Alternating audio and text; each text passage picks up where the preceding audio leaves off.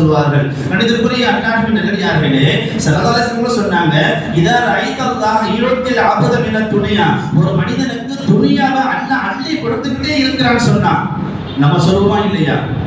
நம்ம தொழுது தொழுது வணங்குறோம், துவா கேட்கிறோம், அல்லாஹ்ட்ட மன்றாடுறோம், நம்முடைய தேவை நிறைவே மாற்றுகிறது, நம்முடைய வாழ்க்கையில முன்னேற்றமே அடைய மாட்டேங்குது. பணங்காசுக்கு அல்லாஹ்ட்ட அழுது கேட்கிறோம், அல்லாஹ் தர மாட்டேங்கிறானே. ஆனா அவனை பாரு தொலை மாட்டேங்கிறான், அவனை பாரு அநியாயத்துக்கு மேல அநியாயம் செய்யறான், பாவத்துக்கு மேல பாவம் செய்யறான். ஆனா அல்லாஹ் அள்ளி கொடுத்துட்டே இருக்கிறானே. அல்லாஹ் அள்ளி கொடுத்து சொல்றோமா இல்லையா? எத்தனை பேர் சொல்லியிருக்கோம், ஹஸ்ரத் அல்லான்னு கிடக்குற எனக்கு அல்லாஹ் ஏறெடுத்து பார்க்க மாட்டான்.